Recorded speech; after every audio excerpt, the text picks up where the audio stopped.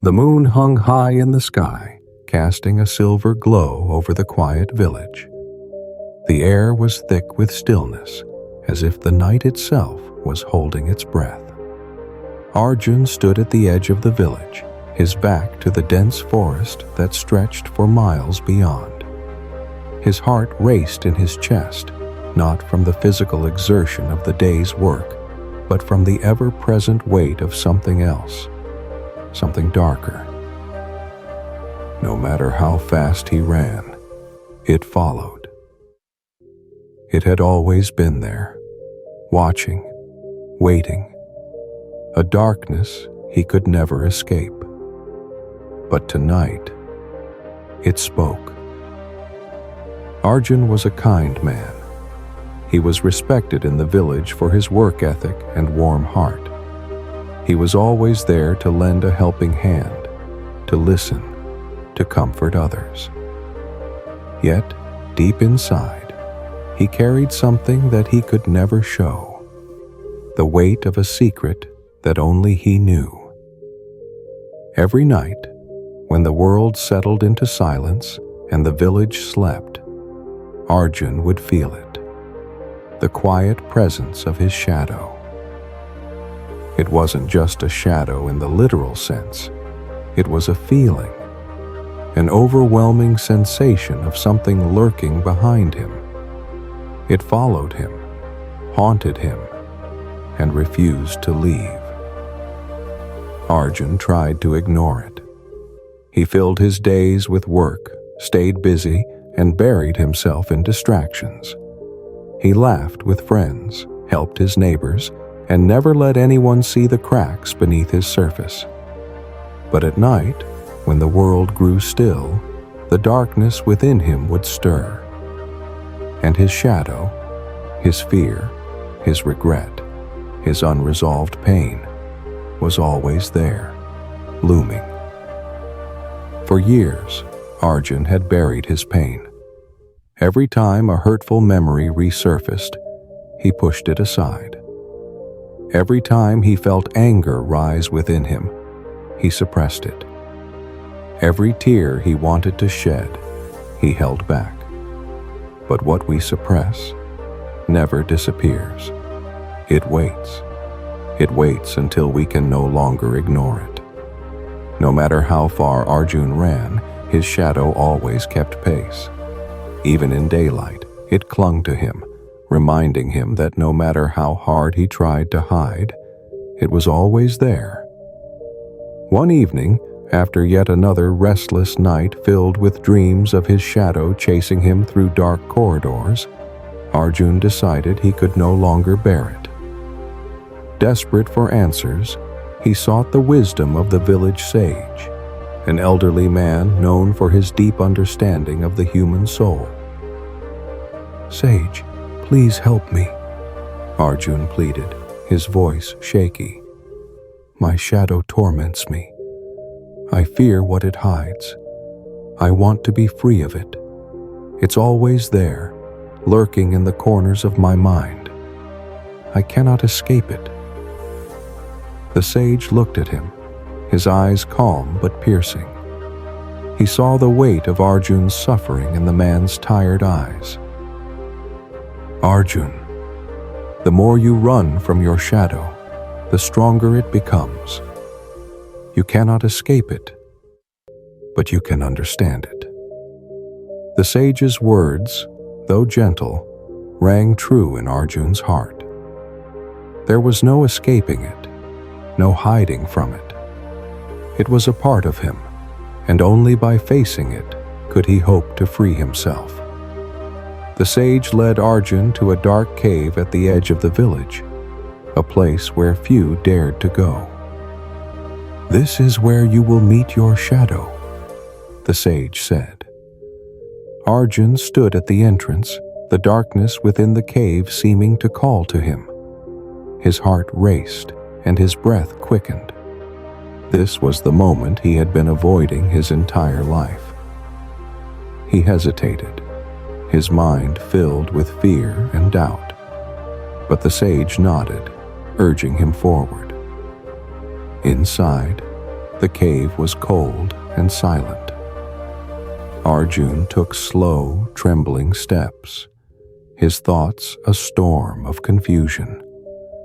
As he walked deeper into the cave, he felt a strange energy enveloping him.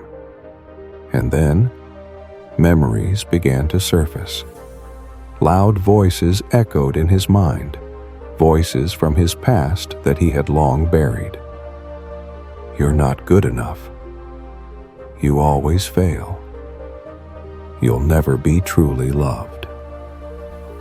The voices were harsh, cruel, cutting deep into his soul.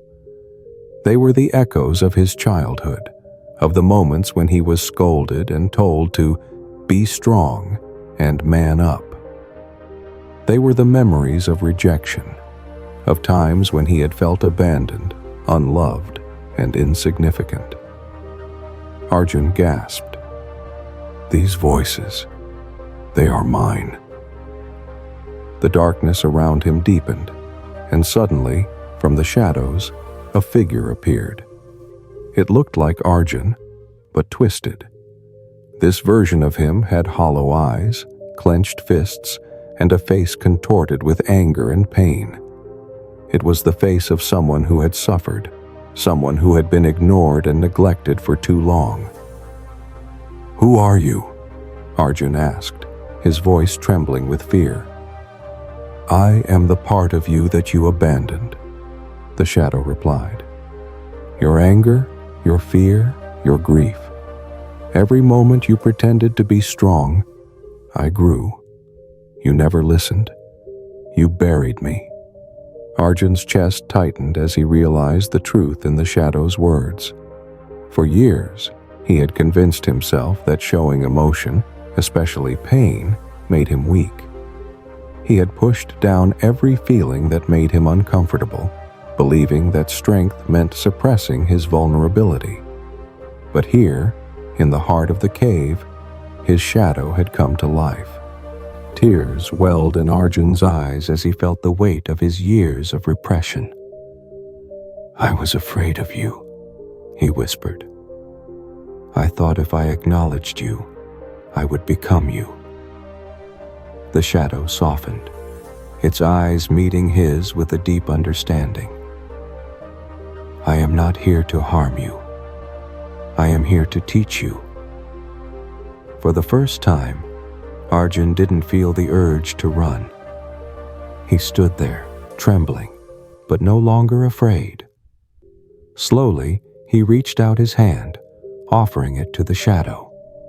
The shadow hesitated, then, with a soft touch, it grasped his hand.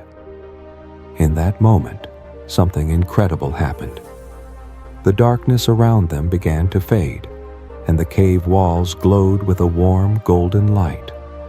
The voices from his past, the voices that had tormented him for so long, began to quiet. The weight that had burdened him for years lifted, replaced by a sense of peace he had never known.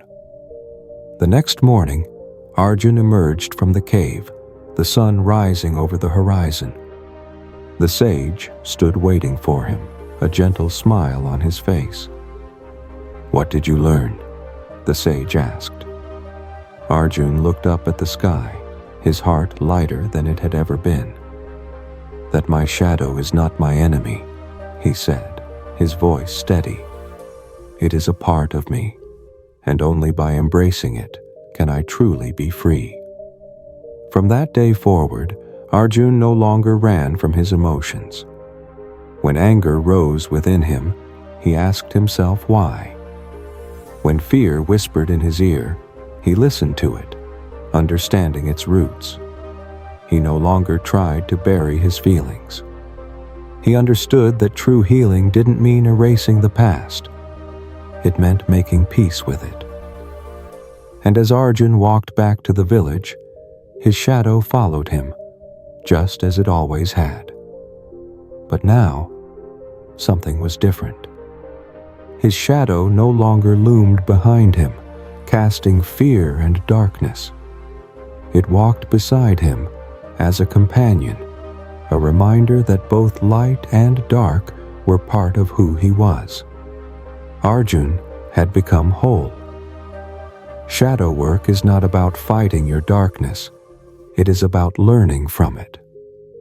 The parts of yourself that you suppress, your fears, your anger, your insecurities, hold wisdom. When you stop running and start listening, you reclaim your power. Your shadow is not your enemy. It is your greatest teacher.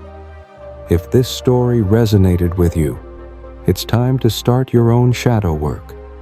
What are you running from? What part of yourself have you ignored? Comment below. What is your biggest realization about your shadow?